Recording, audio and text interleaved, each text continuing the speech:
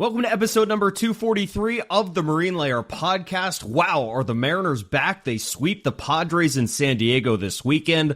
They get great performances all around, especially in the rotation. We'll highlight some of those, and we'll also talk about Andres Munoz's awesome start to the 2025 season. Here's your guys' reminder. If you want to stay on top of all of our stuff and keep up to date with everything we're doing, it's all over at our website. That's marinelayerpod.com, whether you want to listen to our episodes, if you want to watch on YouTube, if you want to get some merch, if you're interested in our Patreon, our live show schedule, all that good stuff is over at marinelayerpod.com. You can also find us across social media at marinelayerpod. Let's get it rolling. The pitch from Acevedo. A drive deep to right field. Down the line. The Mariners win this game 2-1. The dream lives. They're going to the playoffs. 1-1 from Jansen. There you go. Left field. We got a tie ball game. Julio. Oh, baby, what a moment. Tie ball game at 7-7. And we welcome you to this episode of the Marine Layer podcast, part of the Just Baseball Podcast Network. Recording on Sunday evening, May 18th. It's refreshing to see they're back. It didn't take that long.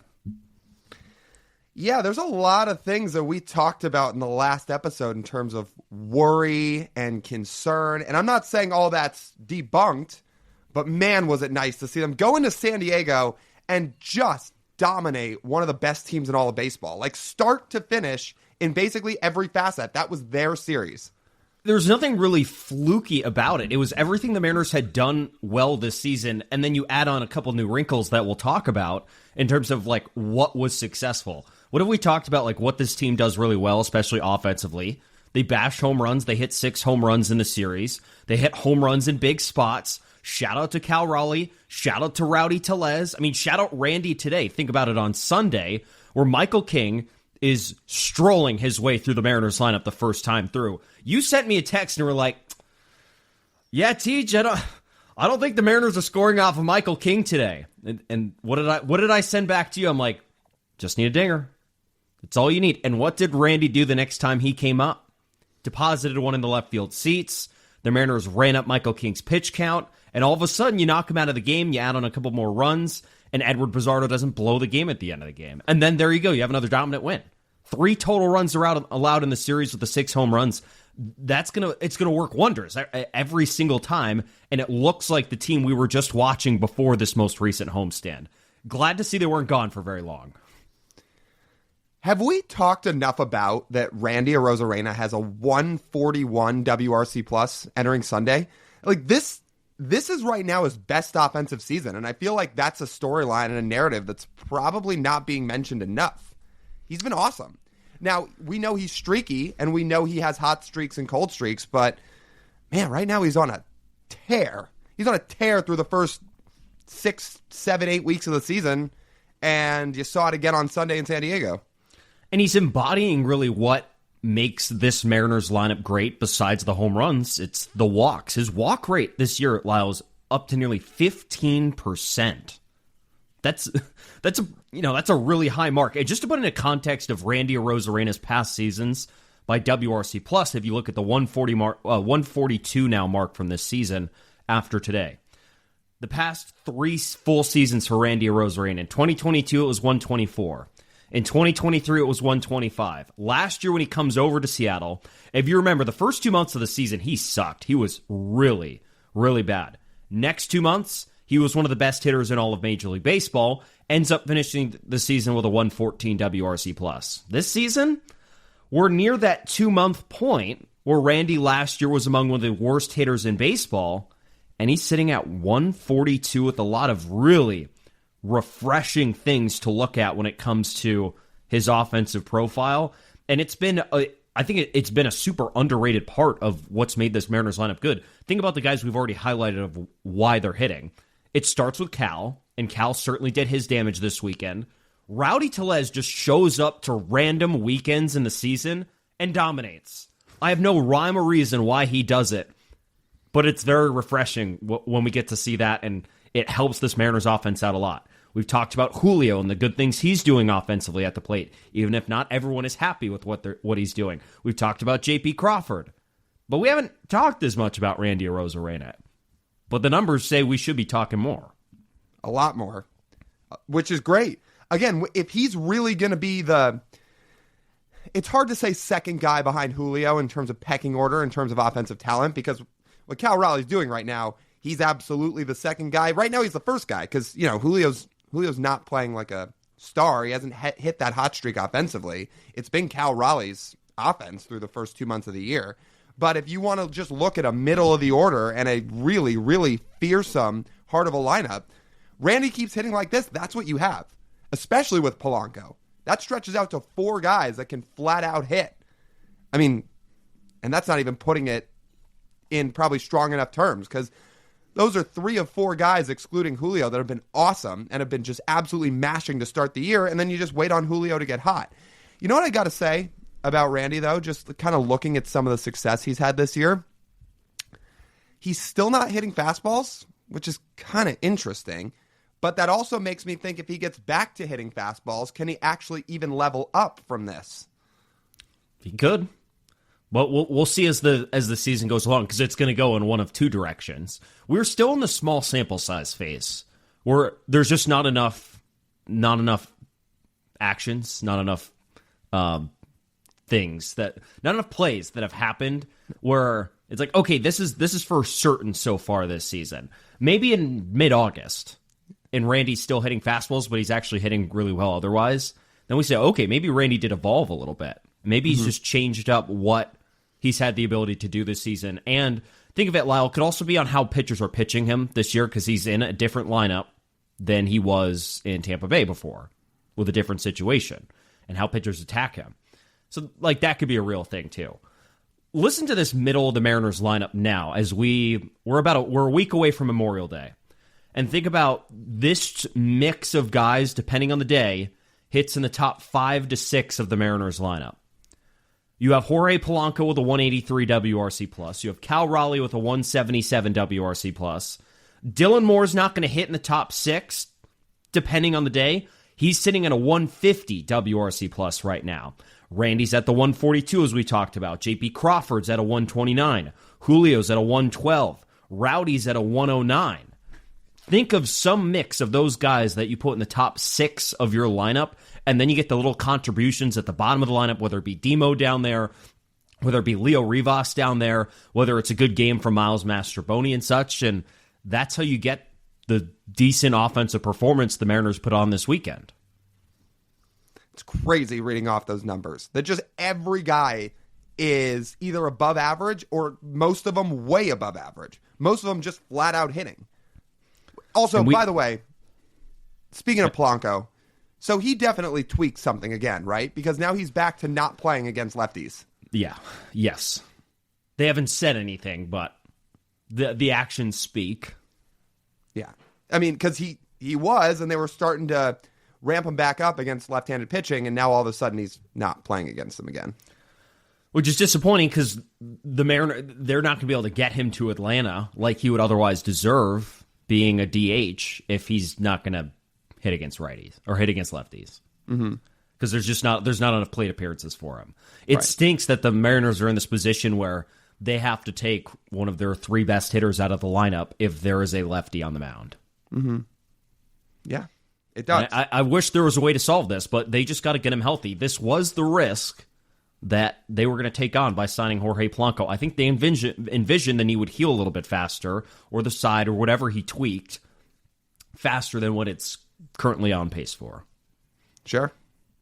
Yeah, because he's still not really playing the field either. So, he got a game back out there, right? He got out, or am I wrong on that?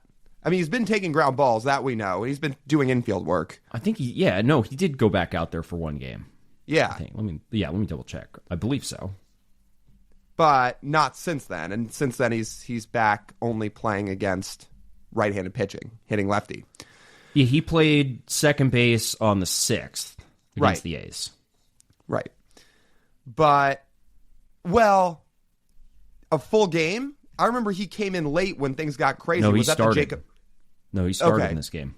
Okay, so yeah, then he did play one game out in the field. He did. The game you're thinking of, he came off the bench the night before after starting as DH. But then on the 6th, he started at second. Right. Anyway, something to keep note of as the season goes along and the weeks go along here is what is Jorge Polanco's status on a daily basis?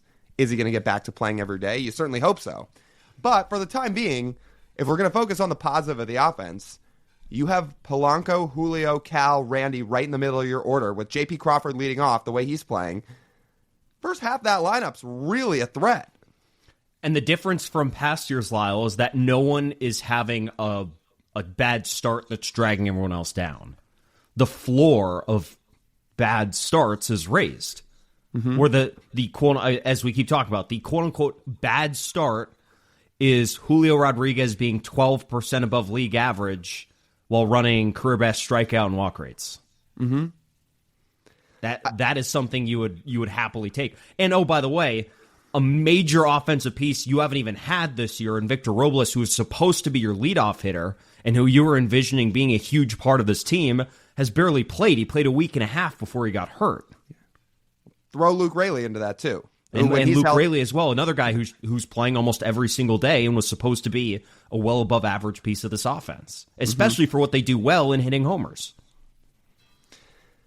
And he usually would only play one side of the plate, but that's fine. And we know that's what he's best at. But like we've said about Luke Raley, when he gets hot, similar to a Rosarena, his hot streaks mirror anybody's in the league.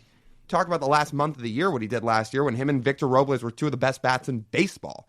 So you don't have Robles, you don't have Raley, but you're still doing what you're doing with everybody else, and so many guys just tearing the cover off the ball. And it makes it a lot easier, Lyle, I would say, for this offense when the pitching does what it did on the road this week.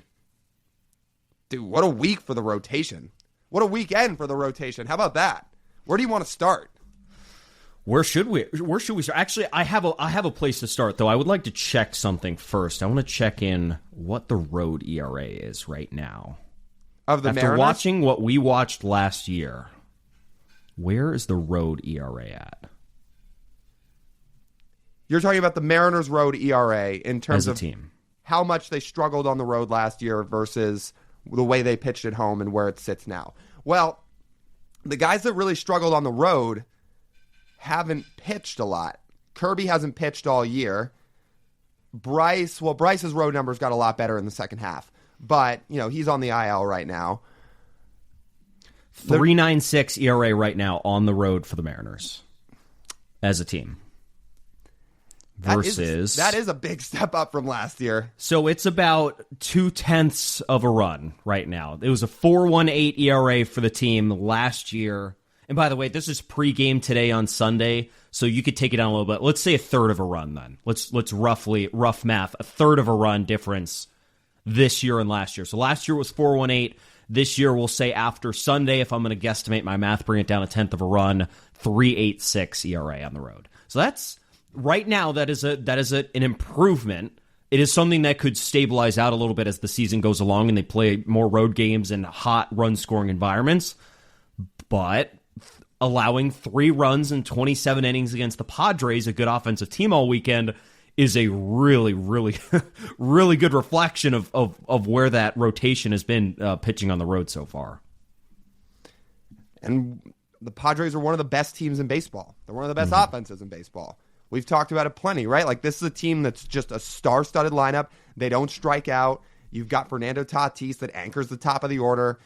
And aside from a Tatis homer here on Sunday early in the game against Bryan Woo, man, all those guys were totally held in check. You didn't let Tatis go out and beat you. You didn't let Manny go out and beat you. Arise wasn't punching singles left and right. It was you held those guys at bay. Before we actually talk about the players, I want to give some props to Dan Wilson. I thought there was some growth in decision making this weekend. On Saturday. Think of like what they had to manage on Saturday. Emerson on Saturday was coming out and he was throwing just BBs. I mean, holy crap. We'll talk about his outing here in a little bit. But he gets into a situation in the 5th inning where the bases are loaded at this point. And Dan goes ultra aggressive with his bullpen and pitches Gabe Spire in the 5th inning for the first time all year. They come in with a leverage reliever in the 5th, and Gabe Spire comes in and punches out Jackson Merrill.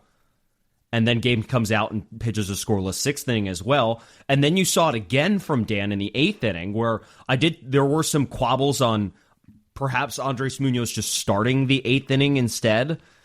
But Casey Legumina ends up starting the 8th inning on Saturday against the middle of the Padres lineup. Munoz still comes in to pitch the 8th inning for the first time all season and ends up recording a 4-out. Was it it was a save on Saturday. Mm-hmm. So he records a 4-out save on Saturday. That's not something he's done yet. Like that's a first for Dan Wilson this season in terms of using his leverage guys, I feel like, in the middle of an inning, early in a game, for like the trying to grab a game and grab a win in that moment, if that makes sense. Yeah, I think he came to the realization in that game that the situation called for exactly that. Runs were not being scored at a premium. Mariners offense was not having their best night. And he realized with the bases loaded in the 5th inning and with, ducks all over the pond, he said, we need to get out of this jam right now. Worry about the other innings when you get to it. We can't let this inning get out of hand and let them put up a crooked number. So he goes to Gabe Spire to get the last out of the 5th. He gets it, and then he has a really good 6th inning too and throws up another 0. So that is a shout out to Dan in terms of how he deployed his bullpen after Emerson Hancock left the game. He recognized the situation and jumped on it. And he used one of his leverage guys to get out of an important scenario. Because if he goes to Carlos Vargas in that scenario, or if he goes to Bizarro, whoever, I don't know if we're sitting here talking about a series sweep. Mm-hmm. That inning could have unfolded a hell of a lot differently, but it didn't. Because you went to one of your most reliable arms and he slammed the door.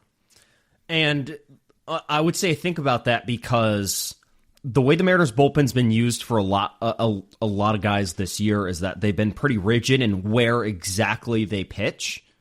But this was different.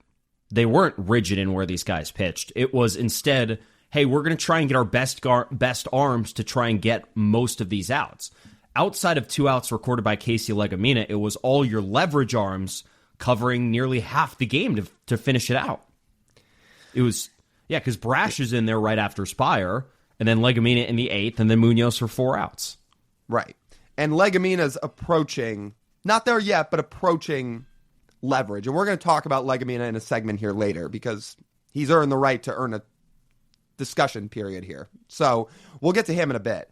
But yeah, absolutely. You went to your leverage guys to win you that game, and they won you that game.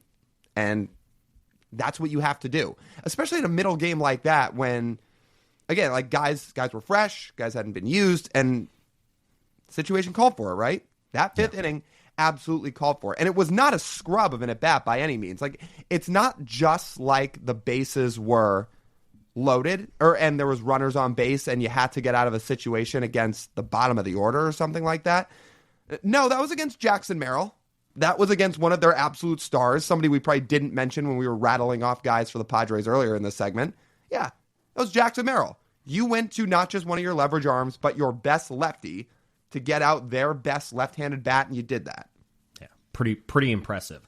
I do want to talk about this rotation. I want to talk about all 3 of the guys, Lyle, that pitched this weekend. Yeah. And I do too. Yeah. But before we get to that, I do just want to remind everybody that we have a live show coming up this weekend. Is that all right? Yeah. Is that all right? Oh, yes, please. Jump in and mention it here. Okay, great. Because as exciting as the rotation was this weekend, I'll sit here and put out a hot take, if you want to call it that. I don't think it is. That just as exciting is us putting on our 3rd live show of the season, which we cannot wait for. I guess technically it's our 2nd of the season, but 3rd period. Anyway, it's at 12 p.m. It's back at Queen Anne Beer Hall over in Seattle. The show is at 12 p.m. And then we're going to stick around again and watch the Astros with everybody sitting over, hanging out at Queen Anne Beer Hall. That game starts at 1:10. So the live show will lead right into first pitch for Mariners Astros. And it's going to be a really, really fun afternoon. So if you've got time and you're in the area, we would love to have you out. We're going to do a bunch of trivia again. We're going to do giveaways again. We're going to take all your questions again. You could win something in this bag. See, is that bag selling you? We might have another to give out. Like, yeah, we might. We'll see. I'm not going to open the bag, of course, because you got to come to the show to see what's in the bag. But you could win something in here. Yes, you can. Again, that's this Saturday, May 24th, over at Queen Anne Beer Hall.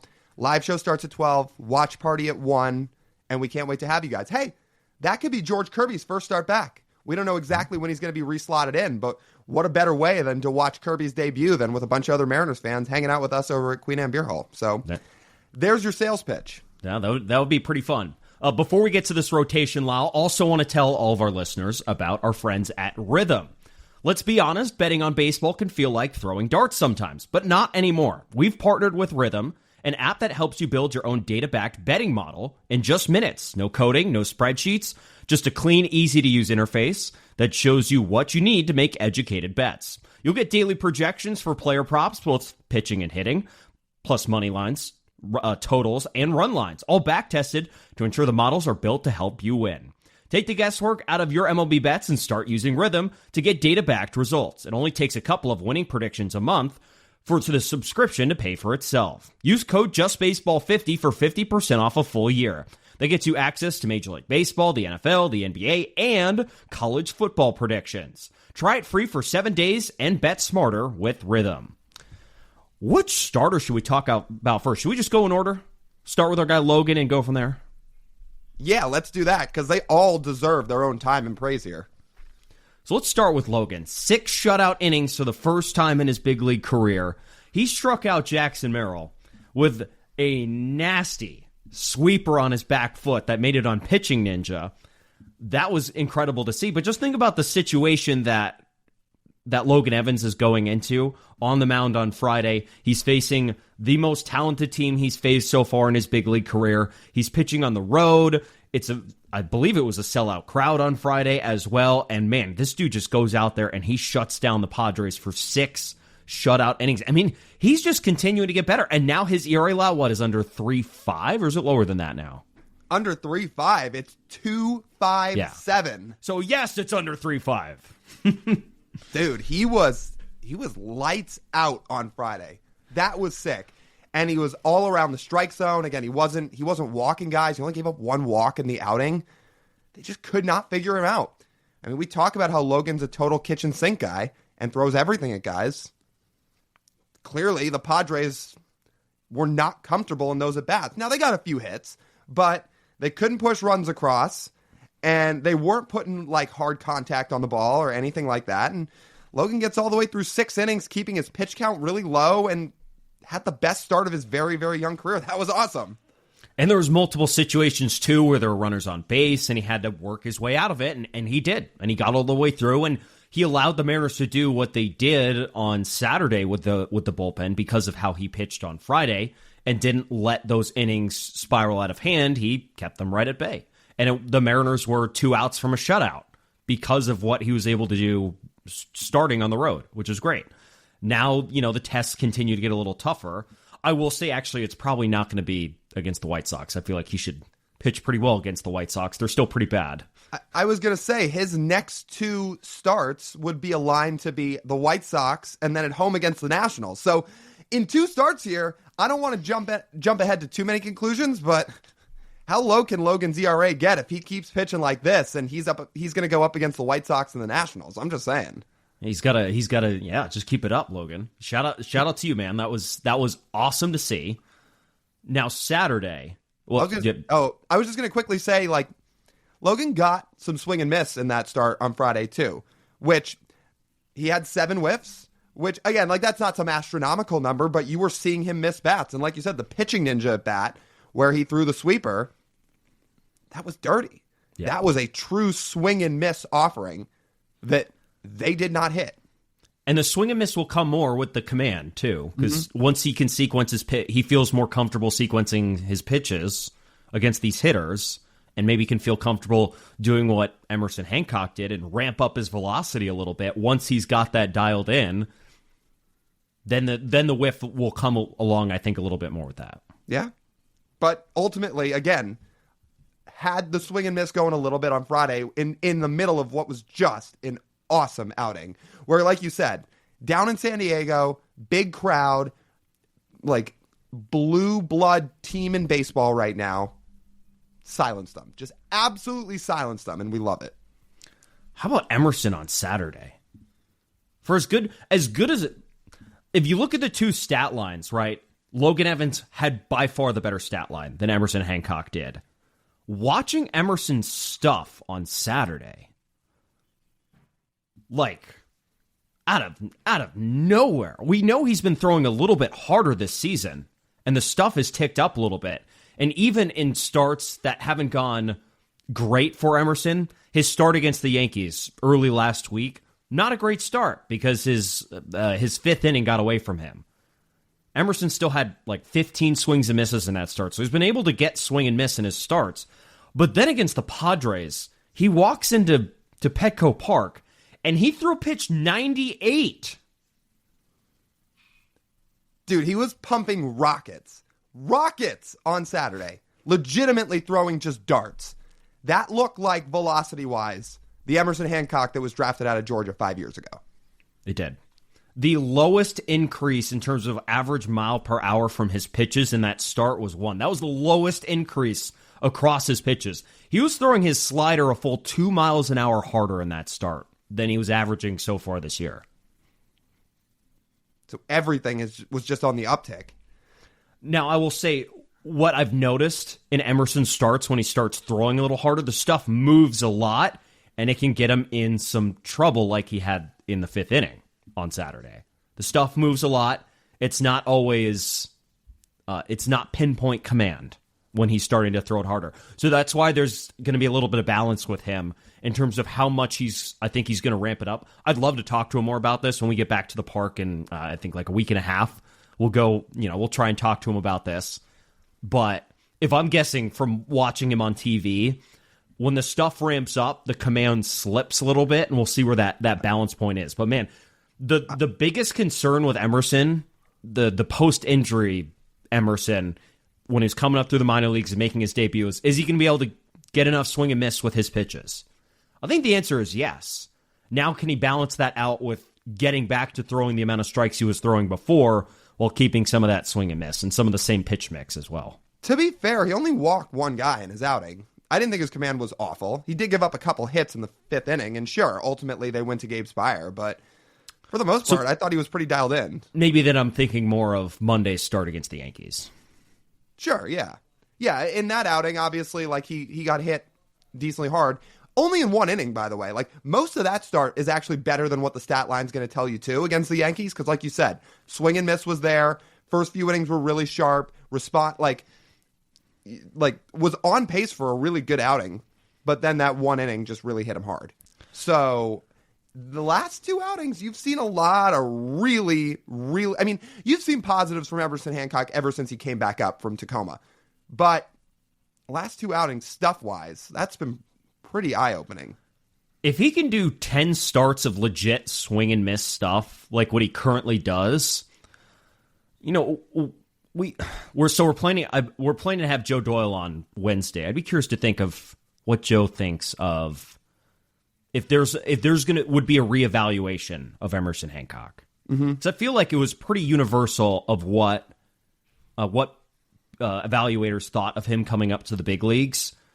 How much has that changed now for what we see? I don't think people were thinking he was going to ramp this velocity back up. This is how hard he threw in college. But once he got to the pros and he was dealing with injuries, he brought it down a little bit. But now it's ramped back up, and we'll see. Okay, do you feel like that's sustainable, and how does that change his profile at this point? If people are actually doing a reevaluation process on Emerson Hancock, I'd be really interested to hear what people think of who he can be as a pitcher all of a sudden, because then all of a sudden are we having a totally different conversation? Does it get back to maybe not all the way what people were saying pre-2020 after he put up the sub-2 ERA in 2019 out at Georgia and people talking about him being the number one pick? I mean, it's two people who saw Torque play all the time, Spencer Torkelson at ASU.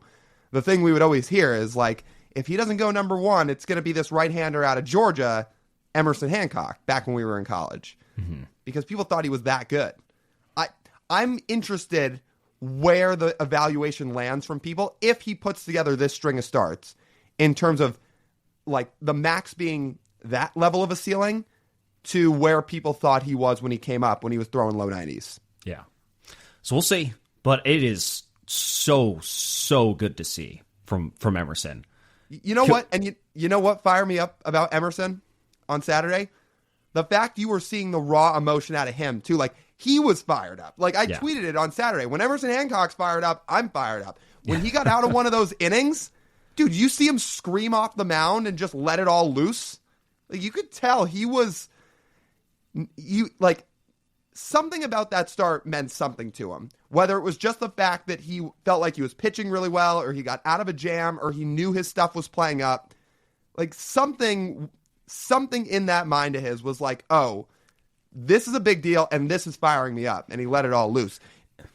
Yeah, and the adrenaline's pumping and all that. So he did it in the fifth inning, too. He didn't end up finishing that inning, but when he got one of those strikeouts in the fifth inning, and it was after a couple guys had already reached base, he did it again. I'm not going to say he went full like Carlos Rodon. Remember Rodon after like an inning in the playoffs last year when he's like screaming and shaking his tongue all around and people are like, what in the hell is he doing? So, yeah.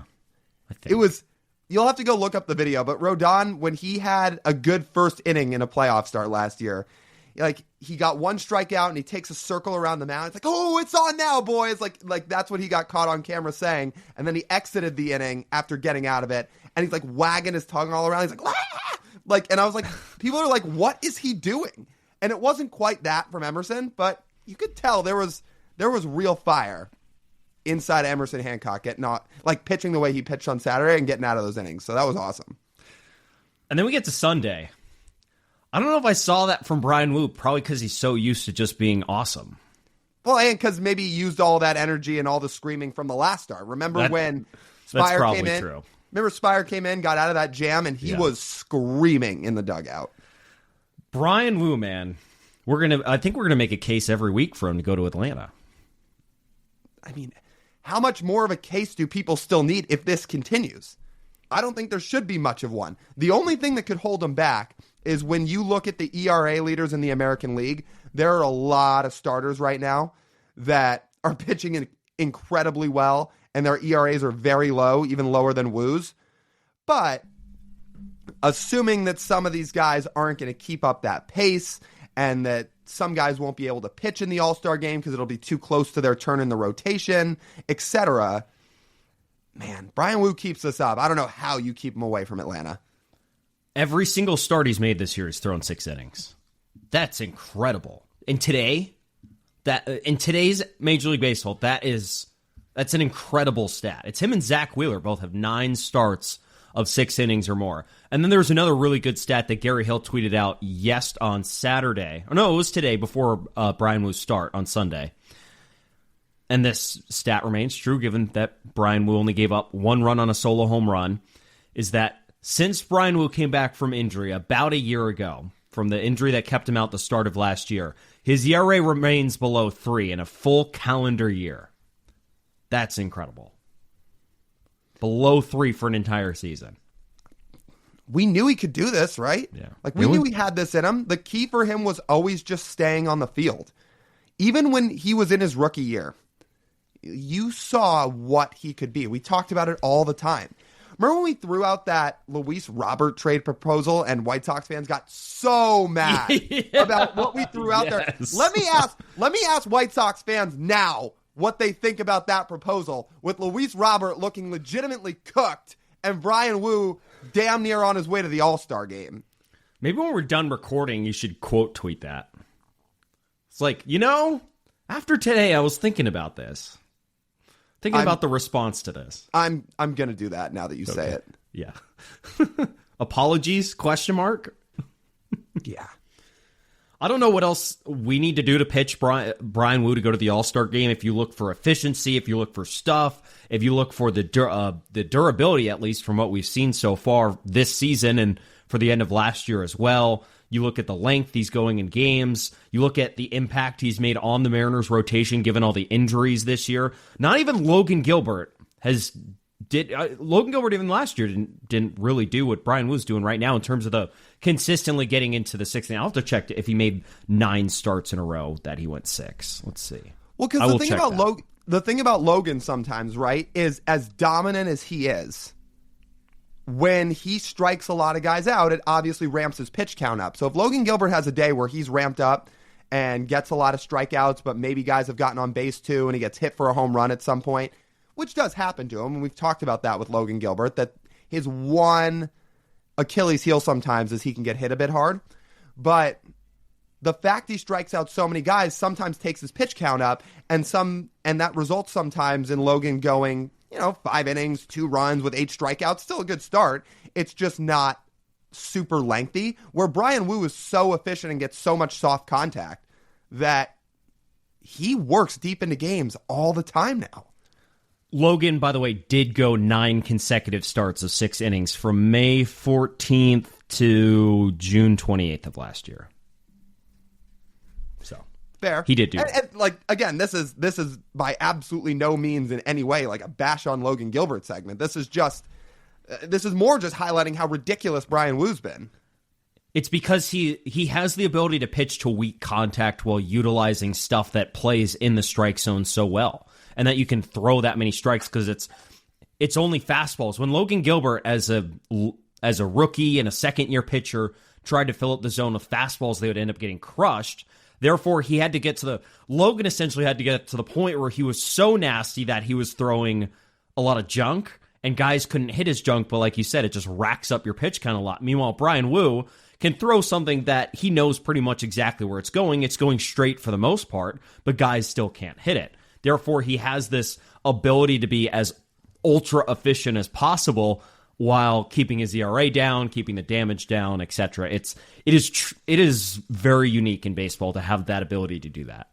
When every guy that seems to go up against him seems like they hate that matchup. How many times have we heard it? Mookie Betts was talking to Cal Raleigh about it on Mookie's podcast and saying, man, when Woo pitches, the fastball looks like it's on one plane, but it's actually like on another plane, and you cannot pick up where it is. So Mookie said that. Tatis today, post-game, just said something similar where he's like, he's really good, first and foremost. His fastball was on today. It's a tough matchup. So you got another star on record saying that. When we talked to Rowdy Tellez in spring training, he was saying, man, I hate facing Bryan Woo. He said that is a nightmare of a matchup because he had to face him in live at-bats. Mm-hmm. So we've talked about this before, but hitters around the league are now very well aware of Bryan Woo and how nasty he is, and he's been dominant. I also love the fact that after his rookie year where walks could get him sometimes, it wasn't out of control, but it would sometimes get him, that since then he's like, yeah, you know what's not fun? Walking hitters. I'm just going to stop doing that. And he is basically on command, stop walking hitters ever. Well, he's realized he can essentially throw his fastball down the middle and guys can't hit it. It's crazy. There's no bigger walk cheat code than doing that. It's like, oh, I can only throw strikes and it doesn't matter and guys still don't hit it. He was in the 49th percentile of the league in walk rate his rookie year. That is about average. It's actually slightly below. Last year, he was in the 100th percentile, literally walked nobody. Again, it was less than George Kirby. And now here in 2025, he's in the 94th percentile. Doesn't walk anybody. Speaking of George Kirby, did you see his mustache today on TV? He had a mustache? He did, yeah. Very light one. Huh. No, I guess I didn't notice. Yeah. Well, obviously he's prepping to come back, so he's got to look the part. So it looked like he was like 3 days of growth then. That was a very random comment from myself, but they were talking about it on the broadcast. I think the exact words from Mr. Aaron Goldsmith was, looks like Albuquerque helped George grow his mustache. The elevation is like brought it out of his face. Okay. Yeah. Let's do a little exercise here with Bryan Woo before we wrap this up, just in terms of what he'd have to do to get to the All-Star game, how he fares against the rest of the league, because the American League right now has some absolutely lethal starting pitchers. In fact, the first 6 guys that lead the league in ERA are all American League starters as we speak, which is Max Fried, Hunter Brown, Tyler Mahle, Nathan Eovaldi, Chris Bubich, who just, I guess, another Royal starter who's burst onto the scene late, and then Garrett Crochet. So the first 6 guys in the American League all have 2 ERAs or less, because Crochet's right at 2. Everybody else is sub 2. Woo overall is 10th in the league in ERA. Now, again, there is going to be somebody that comes back down to earth before mid-July here. It's just a matter of how many of them get too close to their start days, and where Bryan Woo fits into this. They're just, again, like... So who's a slam dunk all-star right now? Max Fried? Yeah. Hunter Brown? So Fried and Brown, absolutely. Crochet's probably getting in. I would say those three, as long as it I would keeps say up. Evaldi's getting in, too. Do you trust him and Malley to keep this up? I would trust him to keep it up. Well, he wasn't all that great last year, so I'm just curious. Well, I don't think Tyler Malley, but he's had good years in the past. You know who's honestly more of a lock than maybe any of those guys? Shane Smith. Oh, yeah, because the rest of the White Sox team stinks. Yeah. Shane Smith, who's been awesome, by the way, this year. He has a 2.05 ERA, and you know he's getting in because somebody has to get in for the White Sox, and right now it's absolutely him. And I'll tell you who else is a lock to get in. Tarek Skubal's getting in. Right. And he's just slightly behind Woo. So, yeah, there's a lot of really good American League starters right now. You're going to need some guys to fall off a little bit. And, again, there's always replacements because late into the All-Star process, guys are ineligible to pitch because they had their start day. It just got a lot tougher because I realized there's another Ranger on here we're forgetting. Mr. Jacob deGrom. So that's where we can get into this, too. Are the Rangers going to have 3 starters get to the All-Star game? I don't know. No, but I could easily see a world if Nate Eovaldi and Jacob deGrom have similar stats / ERAs to Bryan Woo, and we get near the All-Star break, that those two would be favored. I feel like. Yeah, we'll see. Especially so again, deGrom for sure. I think Major League Baseball wants Jacob deGrom back in an All-Star game. I'm sure. Now, it could be that deGrom says, hey, I would rather have the time off. I've been really hurt. I don't want to pitch an inning in an exhibition game or I ramp it up to 100 and then I get hurt. Wouldn't want to do that. It's possible. And Woo would be fine, right, if Woo was even a replacement for somebody at this point because that means he's in the game, which is important. We want him in the game. However he gets there, it would be great if they voted him in or the managers and players selected him in. But if he gets named a replacement, I think that's totally fine as well, given the state of the American League pitching. I think that's fine. He needs to get there. That's my bar to set. He needs to be in Atlanta, walking down the red carpet, in uniform, in the dugout for the All-Star game. He needs to be part of it. That's my thing. Even if he doesn't end up pitching, like he needs to be there. He needs the recognition. If this keeps up, he has to. Also, if he keeps this up, his ERA is going to keep getting lower. And if it's around the really low 2s or whatever it could be by July, I mean, you can't ignore that. You're right. In theory, you would think. This is why, again, I tweeted today from our podcast account that, man, we're not even talking about All-Star conversation right now. Like, you could argue we're entering a totally different conversation with Bryan Woo. Now, it's all relative because, again, it's a lot of American League arms he's going up against. And what I'm getting toward is the idea of him being in the Cy Young race, which he is not the favorite, not yet. But when you're talking about guys who are competing for it, his name has to be in the mix. I'm not saying right now he would win it over Hunter Brown, but I think we've gotten to a point in Woo's season where at this moment, he has warranted that conversation. Definitely. It is All-Star games, though, are just tricky, and I'll use Francisco Lindor as an example, given that he's finished top 10 in MVP, including runner-up last season, 3 years in a row, and has not made the All-Star game. In any of those 3 seasons, you mean? No, he has not made it in any of those 3 seasons. Yeah, they are tricky. You got to have a good first half. Mm-hmm. So we'll see. Let's talk a little bit about Andres Munoz. I think this segment is long overdue. It kept getting bumped, but now we have a great reason to talk about it because he had another incredible weekend. Let me rattle off these stats for you for Andres Munoz this season. Of course, he hasn't allowed an earned run. His ERA, his expected, his FIP, his expected ERA are both under 2. 35% strikeout rate. He's got a ground ball rate nearly 75%. You want to guess how many pitchers in baseball have a 35% strikeout rate and a 74% ground ball rate? Zero. Besides Andres Munoz. Is that good? That is pretty good. It's what you want out of your relievers. You want your relievers to be good at one of two things. You want them to either get a ton of swing and miss or a ton of ground balls, because that's how you mitigate damage. And Andres Munoz does those both at an elite level. It's crazy. It is ridiculous to see where he has gotten to this year. And it's saying that is as if he wasn't already one of the game's elite relievers. He is. But he's legitimately taken it to another level this year. You want to know what jumps out to me the most about Munoz this year? As impressive as the ridiculous ground ball rate is, as ridiculous as how impressive it's been that he's not giving up any hard contact and he's not letting the ball leave the yard or really anything. How about the fact of when you look at his home road splits, which obviously both come out to a 0 ERA because he has not given up a run. But look at last year. Remember it got talked about once the attention started to circulate around the narrative that at home in 2024, Munoz had an 0.28 ERA, just nuts. But on the road, it was 4.28, and how he really was a different guy on the road versus at home. So far this year on the road, he has given up 2 hits. We are approaching the end of May. Andres Munoz has allowed 2 hits on the road. And oh, by the way, no runs. No earned runs. It's pretty good. He's turned the narrative around a little bit, which is great. But that's where it comes. I think the ground ball rate here is so important when it comes to why he's not allowing very many runs. He's just not giving the opportunity for the other team to do damage. The biggest reason for his struggles last year, especially on the road, so he gave up 6 home runs last season. He gave up 5 of them on the road.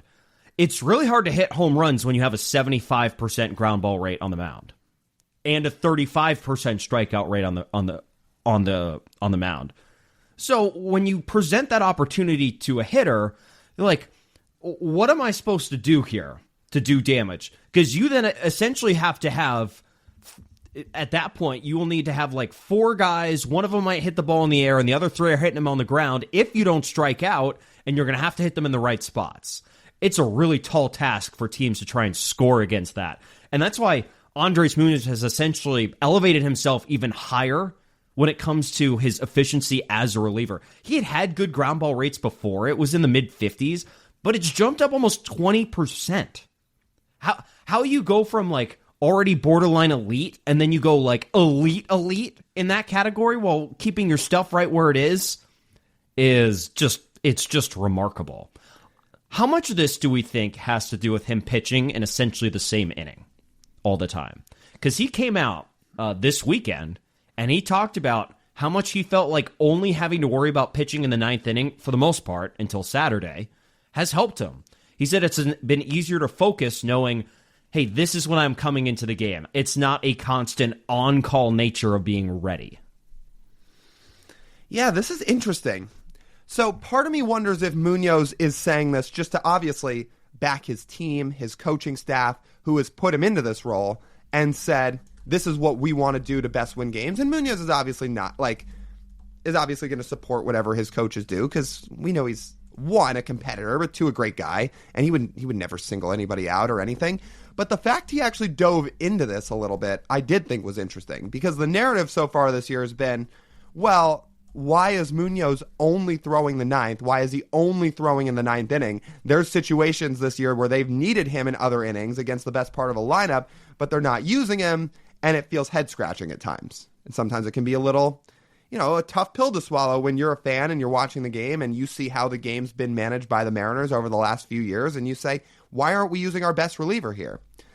But Munoz seems to think that it has helped him, and it seems to think that whether it's mentally, physically, a little bit of both, that when he knows every day what his role is going to be if the situation calls for him to pitch that night, has potentially helped him out for some more success. If that's the case, and this is something Munoz truly prefers, and this is something more him and the coaching staff got on the same page about, then yes, like that is noteworthy, and that is something to absolutely take into account, because what Andres Munoz is doing right now is better than he's done in each of the last couple of years, and that's saying a lot, because he's been great every year. But the fact he's taken it to another level this year, if he feels like this is really helping him, then sure, I think this is a narrative that people should pay a little bit more attention to and say, maybe this is an Andres Munoz thing. In your opinion, what do you think's better for the team? itself. I'd be curious, like, what do you think increases their winning percentage more? Having Munoz available whenever they need him in a high leverage situation, but he's, I'd say, a little more along the lines of what we saw in 23 and 24, where he'd have those unfortunate blow-up outings in some package. The Andres Munoz blow-up outing, where once a month he would give up a crucial home run, right? But otherwise would be completely dominant. Or the version we've seen this year where he's reserved just for the ninth inning, but he's that much better. When you have Matt Brash back and he's pitching like this, if he's going to continue to pitch like this, I think the latter has to be the answer, that you'd rather just have him in the ninth inning and pitching like this. Because they also didn't have Matt Brash last year. Mm-hmm. And I think the fact they didn't have the best pivot man in all of baseball, potentially, forced Munoz into more roles. I'm not saying Munoz never would have thrown in other innings had Brash been healthy last year, but I think you had to see him do more of it last year because they had to find a way to fill innings and fill the Matt Brash void. And a lot of that was put on their best reliever otherwise, and Munoz to do so. You know what? You know what we saw when that happened last year? I think Munoz got a little tired toward the end of the year. He was worked very hard. He was used in a lot of games. Like, we know he was really leaned on last year. Maybe this has helped him in a lot of ways. Maybe not just the decreased workload and the set, aligned role that he has now had carved out for himself by the team, but yeah, where was I going with that? Yeah, just the fact that, again, you have more reliable bullpen arms to kind of complement him, and the fact he seems to be enjoying the new role.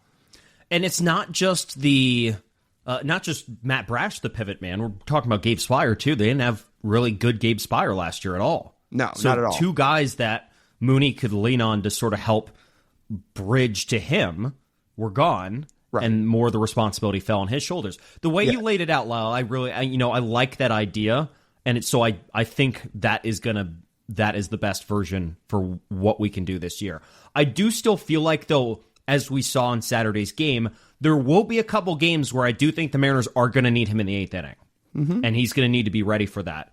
But when he understands, okay, there's only going to be a couple, I don't need to be on call every single night for this. It's certainly helped him out a little bit with that. And also, Jackson Kowar is throwing absolute gas down in Tacoma. I would imagine he's going to be back in the Mariners bullpen soon as well. That's another potential option in a mid-leverage to low-leverage spot, depending on how he looks when he comes up. We know Kowar has pretty good stuff when he's humping it up there. So we'll see how that looks when it comes back. But I'd say all this has really kind of helped Mooney out, and with the development of his arsenal as well, has made him not a perfect reliever, but pretty darn close. Right. Yeah, just the fact he has more help back there this year. Colin Snyder did a lot of really good things for the team last year, and he was really relied upon in a year where they had a lot of injuries and that depleted bullpen. But the fact most of these guys are back now, again, Brash back, Spire back, you have Munoz, Legumina stepped up, all these things. I do wonder how much of that was part of it last year. Thinking more about this now out loud and kind of verbally processing this, I do wonder how much of the reason Munoz had to throw in all those different spots last year is because fact of the matter was the Mariners just had to find a way to try and win ball games, and they had to do so in a way with a bullpen that just wasn't what it was in years past, a lot of the times because of injuries, so they had to have Munoz play that role. And think of what they tried to do at the deadline. They tried to give him their pivot / eighth inning / guy before Munoz thrower and Jimmy Garcia. Jimmy threw 3 innings and then got hurt and missed the rest of the year. Yeah, one of those he got blown up in Detroit and lost him a game. Yeah, so, exactly. Like that was the goal. That was the goal of that, for him to come in and take the pressure off, and then all of a sudden he's gone. Right. Yeah, absolutely. After April last year, because I do want to say, when we said, you didn't have peak Gabe Spire last year, that is true after April. Last April, he was unreal. After that, I think, is when everything kind of went the other direction. But yeah, look at this bullpen right now. Again, Munoz, Brash, Spire, Legumina, Snyder's still in there. You have Vargas, Kowar's about to come back, and if Kowar can give you something, that's huge. Am I forgetting anybody? I mean, Bizzardo's back there, obviously, but like... And you hope you see a better version of Troy Taylor, too, at some point. At some point. And We've already talked about wanting to add a reliever at the deadline, getting another leverage guy, which would be great, and we still think they should. But on top of all that, with getting Coar back and with the way the guys are pitching now and with potentially getting a bullpen arm, even with all that, I will say we've probably paid closer attention to this than maybe the casual fan, as people who are locked in on, one, the minor leagues, and two, locked in on the players who are our guys and the guys we really root for. But I got to tell you, month of May, Brandon Garcia's looked pretty damn good down in Double-A. He had a couple rocky outings in April where his command just wasn't totally there. Last few outings, he's looked really good, and we know that's another guy the Mariners are probably going to pull up at some point this summer. So all of a sudden, Andres Munoz has a lot more help back there. So then prepare yourself. I'd say we can prepare the two of ourselves and prepare all of you listening that there is real reason for the Mariners to not address the bullpen at the deadline because of what they have in the org. I would still go get a leverage arm at the deadline. I'm not saying I wouldn't. I'm telling you what the Mariners would use to rationalize not overpaying for a reliever.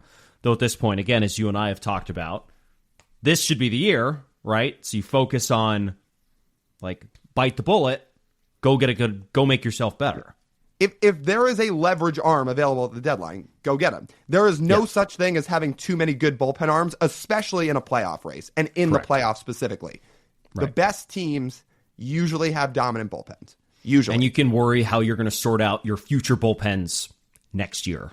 Yeah, that's a good problem to have if you have too many bullpen arms. So the last thing I'd say about Andres Munoz here, I don't know if you want to call this a hot take or not, but I am going to throw it out there.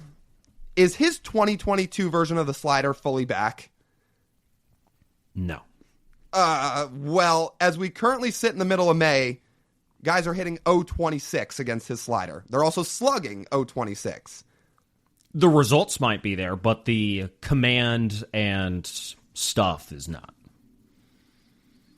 Are you sure that run value of his can't get back to 20 the way it was in 22? Right now, it's at 7. It's going to get back to 20. Well, it's at 7 right now. I don't think he's ever going to match that again. We're talking about the combination of command of that pitch and the filth of it. I was looking at the Stuff Plus earlier. It was that's Stuff Plus, by the way, again, just highlights how nasty the pitch is, and it's Fangraph's model of a pitch model, essentially. 100's league average, higher's better, lower's worse. 2022 Lyle, it was a 150 Stuff Plus slider. I believe right now it's 117. All right. So the stuff the stuff is not the same. And for Stuff Plus, for those that are still wondering, the numbers of it look the same as WRC Plus, aka Andres Munoz having a 150 Stuff Plus on his slider in 2022 means it was one of the best pitches in baseball. That's not to say his slider's not been insanely good and insanely effective this season, but that 2022 slider mark is probably never beaten. The only guy in this org, historically, I think, who had a slider that good and that effective is Eddie in 2018. Well, and Matt Brash, right? Or over a full season? Sorry, maybe the Stuff Plus, you don't have to look it up if it's going to be a pain, but maybe the Stuff Plus of Brash's slider never quite got that so high. I would say there's a difference. So we're measuring two different things here. Stuff Plus is measuring how nasty the pitch is. On the other side, we're measuring how effective the pitch is. Two different things. Brash's Stuff Plus, really, really, really good. But if we look at you go look at the run value, or you go look at the command of the, if you go look at the slider, so it's 20. It was a 23 run value in 2022, and technically, I guess you could say, he's on pace for that. It's just it's going to be really, really tricky for him to get that. I mean, the slugging numbers are lower, the hard hit numbers are lower, the percentage he threw it was lower, the command of the pitch was better. I'm curious what Eddie's was in 2018. Let me go look. Yeah. And while you look that up, the other thing I wanted to touch on here with Munoz is the one thing you could kind of pick at with Munoz, if a such thing exists, for what could improve, would essentially be his walk rate, but I would even proceed at that with caution, because by the results and by the numbers, his walk rate is a little bit high, and he puts some guys on base. But the difference now with Munoz is I think so much of his stuff has just gotten so nasty, and it moves so much, that sometimes that stuff's hard to command in big samples. For example, in 2022, Munoz was a little bit of a different pitcher back then, because back then he was very, very reliant on the fastball and the slider. He was a two-pitch guy. He was a four-seamer and slider guy. That's what he relied on. Now he's got so many different offerings with his sinker is nasty, and he's got the kick change that he's added, and he mixes so many different things in that have such movement that not just for him, but with any pitcher with stuff that crazy, it's really hard to have pinpoint command with. So he walks a few more guys. However, I will fully take it to keep this version of Andres Munoz. I just think that's going to be who he is as long as this is what his pitch profile is, which is a good problem to have. Well, and that's what I'm getting at. That was kind of what I was highlighting there is in 2022, he didn't have to worry about commanding so many pitches. It was just pinpoint two of them. Now so much of his stuff's nasty that this is just who he is. And that's not even necessarily a bad thing. In fact, it's a good thing. The dude hasn't given up a run, and it's May the 18th. So you live with it. Eddie's slider in 2018 was only +8 run value. So that I'm pretty certain now, looking at it, that Andres Munoz 2022 slider it's probably the best bullpen slider season the Mariners have had ever, I would say. Right. In terms of effectiveness, volume, command, strikeout rate, all that stuff. I would be floored if there was someone else who had a higher effectiveness of one pitch. Sure. That's of a slider than that. Yeah. Last topic we wanted to hit on here, because this guy's earned it. And while we're on the topic of the bullpen, this feels like a very seamless way to transition. How about Casey Legumina? And the reason we bring him up is not just because he's been so good over the last couple weeks and a guy that's really put himself into a key role in the Mariners bullpen, but it's more asking the question of this. Small sample size aside, which this does factor in, but even with that, is he approaching Steckenrider bucket territory? Which, for those who don't know that definition, that is essentially what Scott Service started to call guys that they would essentially pick up off the street in terms of bullpen relievers, found something they liked about them, had them hit it home, had them change just their usage of pitches a little bit in terms of, like with Paul Sewald, hey, we like your stuff. If you just throw more sliders and more high fastballs, you're going to have success. He did. Steckenrider was kind of the same thing. So we've seen over the years, the Mariners pick up a few of these guys who were a little bit cast aside and turned them into great relievers.